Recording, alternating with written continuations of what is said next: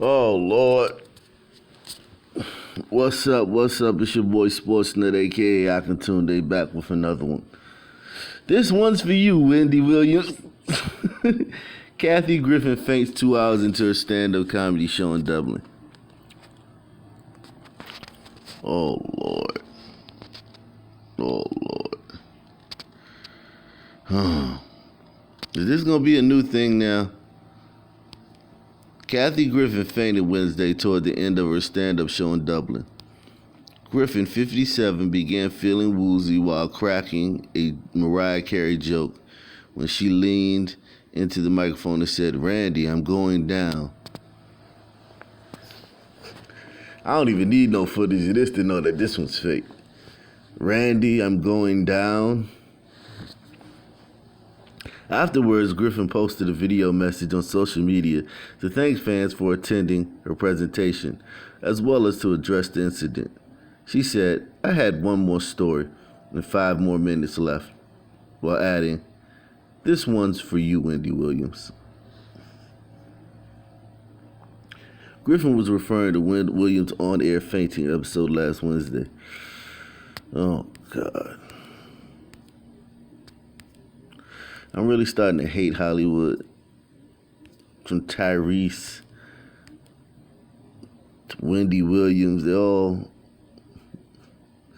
So she said, she really released this tweet. "Holy shit balls. I had no idea the New York Times was at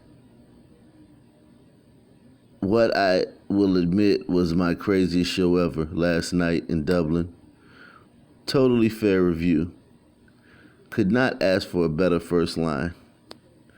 No, you did that to get attention. They would have never talked about your damn.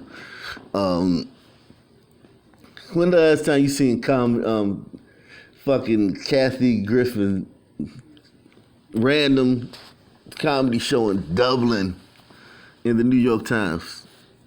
Huh?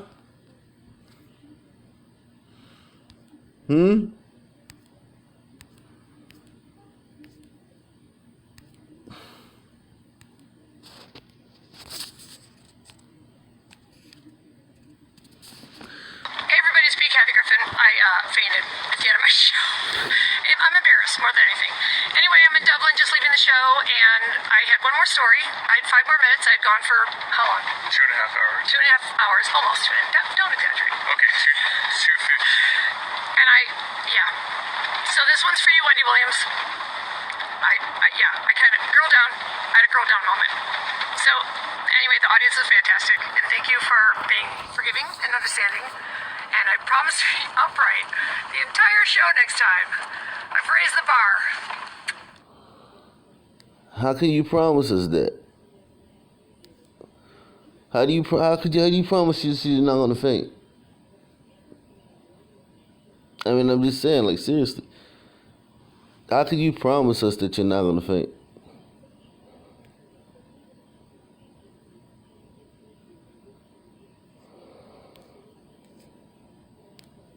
Fainting is natural, right? You never know when this fainting spell is gonna come on, right?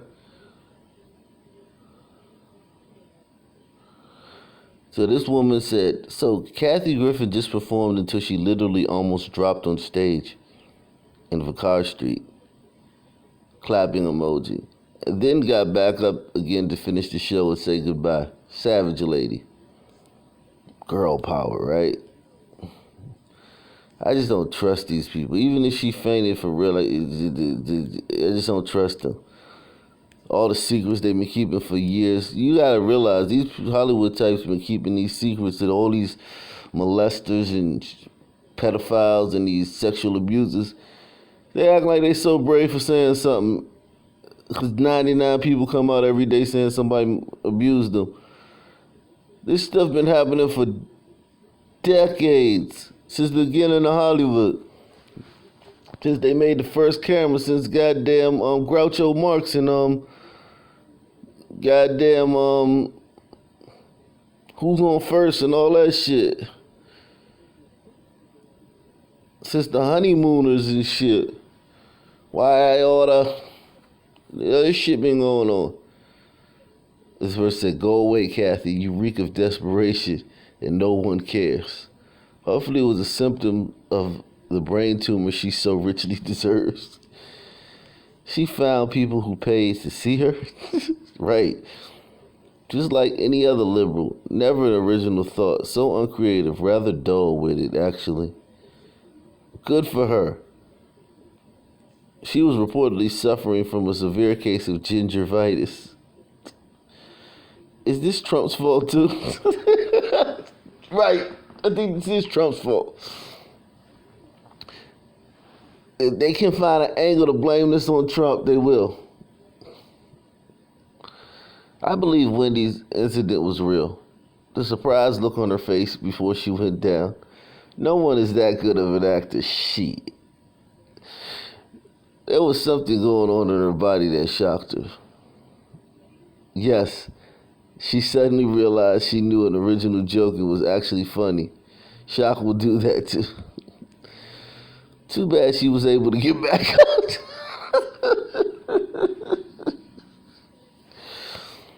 She'll soon be a headline entertainer at some third-rate casino performing for tips. Somebody said I see a future for her on cruise ships. Her collapsing was the best part of the show. Not only is she a disgusting individual, but she's at least been funny. And she's the one who did the picture of the bloody Trump head, like she decapitated Trump. She's just a horrible person. Like she had literally had of a sitting U.S. president. She had the bloody head, decapitated head of a sitting U.S. president. She's horrible. That's why she lost her job doing the New Year's Day thing with Anderson Cooper. So this New Year's, you're not going to see her on CNN.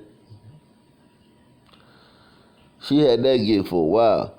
That was like her gig. She screwed that up.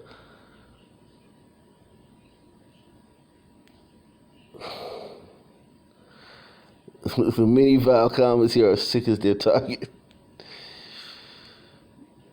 This one's for you, Wendy.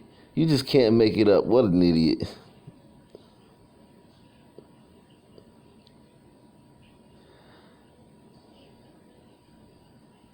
They said, what poor man has put it in her? Somebody said, I think it was that Bobby guy. One eye looking up, the other eye looking slightly down. Brain damage. Makes sense. She had to leave the U.S. to book a show. No one wants to see her here. She should be screened for brain abnormalities. Perhaps this would also explain her erratic behavior and crazy belief system.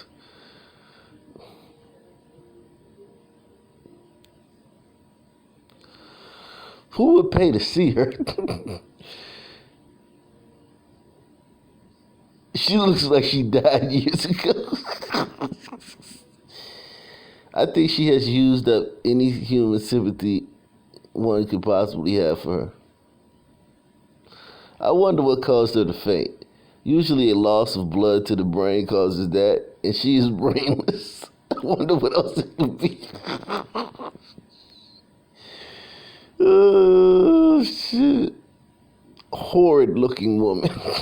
God, they just destroy her.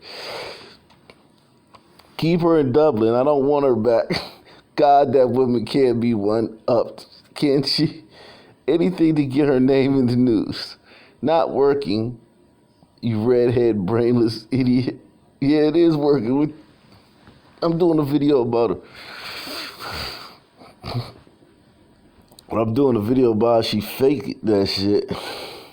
Wow, talk about desperate for attention. Probably shouldn't have made that Trump head. Now you're doing anything to get people to feel sorry for you. Bye, Felicia. Shame she didn't faint at the beginning to save whatever so-called comedy routine she planned on doing. Probably slamming the Republican government again in her stupid way. She's the most unattractive person ever, inside and out. God.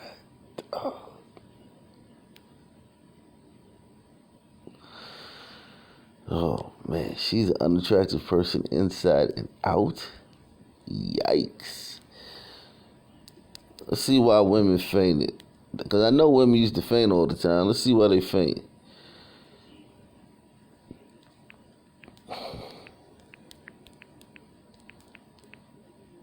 Remember back in the day? Oh, why women fainted so much in the 19th century? Oh. So fainting is back. Dropping like flies, or at least as far as many stories indicate, it seems as if well-bred ladies in the 1800s struggled to maintain consciousness when faced with even the slightest emotional or physical shock.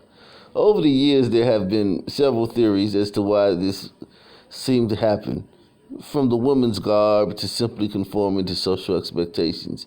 To begin with, throughout the 19th century, among other times, ladies often wore corsets, worn around the torso. Corsets were made of durable, tightly woven fabric and leather, fashioned with channels running throughout them in which vertical ribs were inserted, called boning.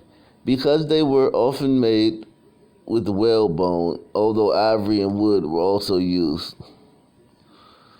While the purpose of the corset changed over time, sometimes meant to give a flat look, sometimes meant to give extra curves via tightening. It's the latter fad in the Victorian era that many propose was the cause of at least some fainting spells. In this case, the entire device was held together and tightened, sometimes to extremes, by a system of lacing. The archetype corset had its laces at the back, and for the most fashionable ladies, these had to be tightened by another. Girls were started in corsets at a very young age, and for them, and ladies after childbirth, waist training to shrink the sides of the waist via super tight lacing was common. As a result of this particular version of corset, over time, corset wearers' bodies changed. Their ribs were displaced, their lungs were squashed, some organs were compressed against the spine, and others were shoved down into the lower abdomen. In addition to making it hard to breathe, hearts struggled to pump, and guts struggled to digest what little food could get down. As one Victorian lady is reported, I had only eaten 2 bites of my biscuit, and there was no room beneath my corset for a third.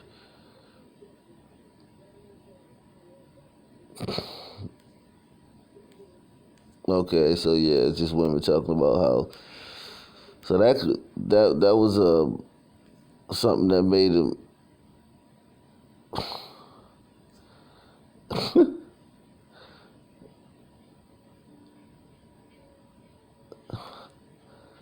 Women don't have to deal with that. Another potential contributor sometimes pointed to in trying to explain some of the swooning could have been chronic poisoning. During the 19th century, while people knew that arsenic was poisonous, they didn't seem to know or care that environmental exposure from its fumes could also have a deleterious effect. As such, and given its utility in certain applications, it was widely used in the manufacture of everything from fabrics to paints to the paper in which food was wrapped. In fact, by the end of the 1800s, 80% of all wallpaper was arsenic laced. Arsenic poisoning has a variety of symptoms, including headache, cold sweats, and fainting. There was an 1880s report of a woman who had fainting fits almost daily, until she was moved into another room in her home that wasn't furnished with arsenic-tainted wallpaper, where she recovered a few weeks later.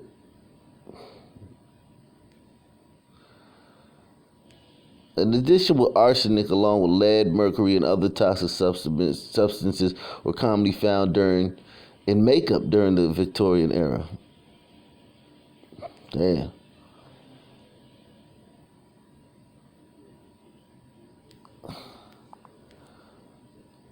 Wow. Swooning, also known as fainting, was simply one method of the woman showing her delicate nature in the form of an extreme emotional reaction to a particular event. Today, simply grasping might be the best social cue equivalent. Oh, when a woman grab your arm, okay, when she sees something. Back in those days, women would just faint at the slightest thing.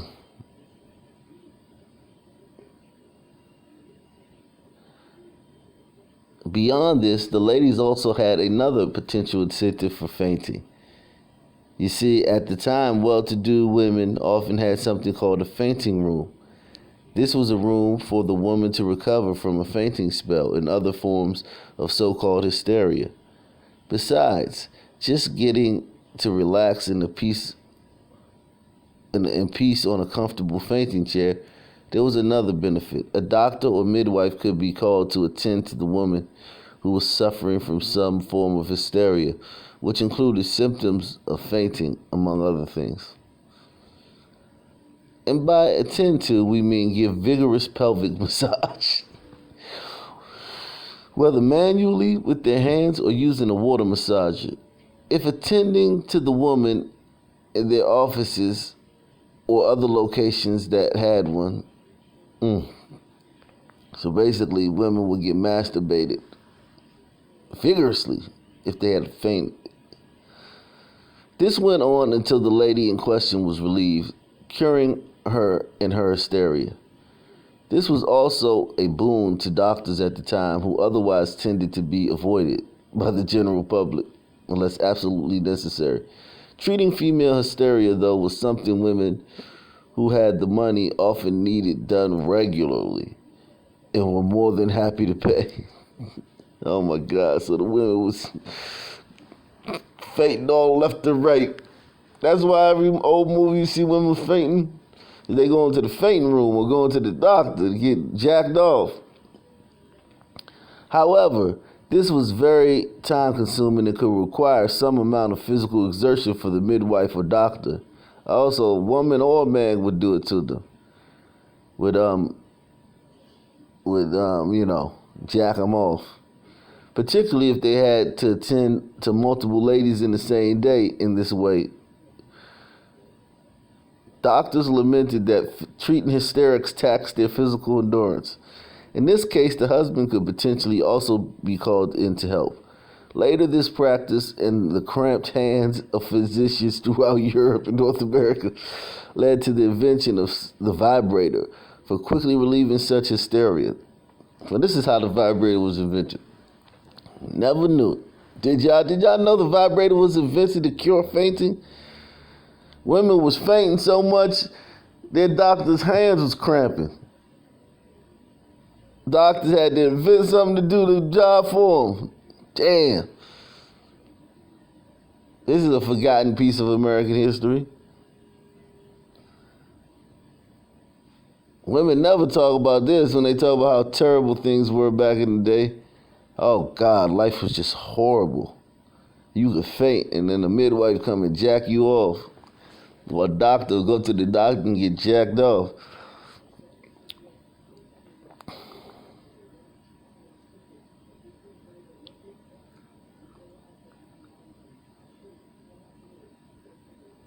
In the early 20th century, as houses wired up with electricity became more and more common, the vibrator for this use became something of a common household item for those who could afford one.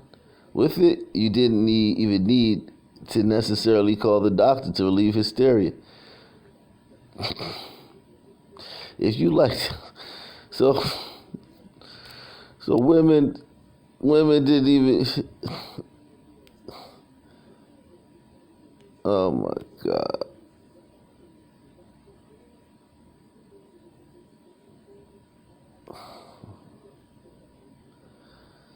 Pelvic massages.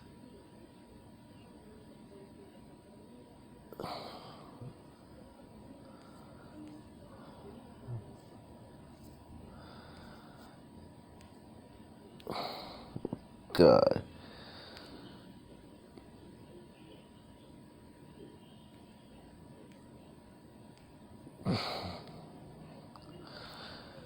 Let's see what the ancient vibrator looked like.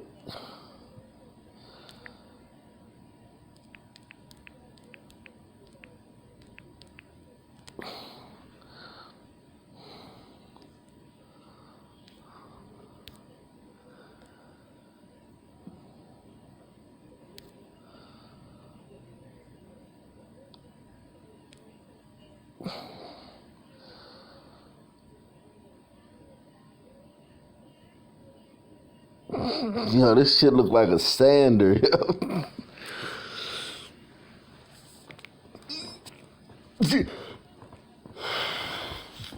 The one on the bottom look like an electrical sander. Handheld electrical sander.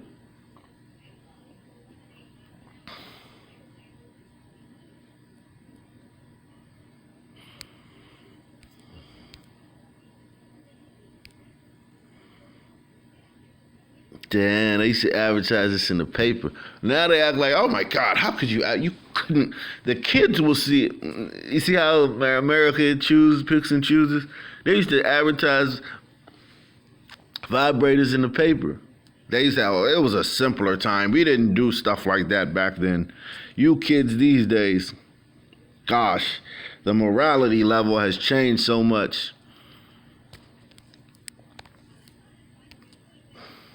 What prominent physicians say? White Cross electric vibrator.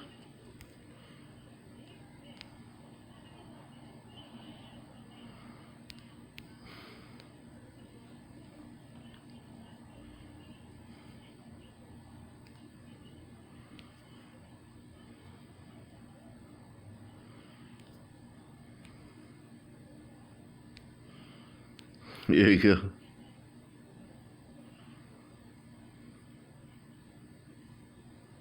Oh Lord, I'm not going through all that, but here, oh,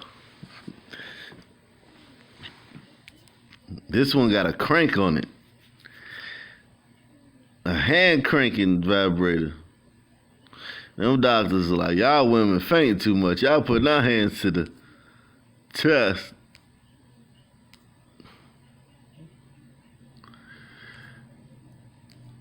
Women fainting 3 and 4 times a day. Oh.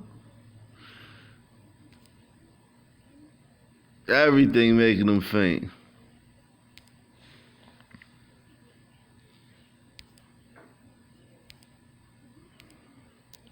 And them women ain't gonna answer to that. Them old women, they know, well, you can't. Well, science has proved that you guys were faking fainting so that you could go to the doctor and get jacked off. What do you have to say about that? Oh, God, we didn't do things like that. It's you guys with your internet and your rap music. My God, sex on TV. You guys was doing some. All right, man. Peace, man.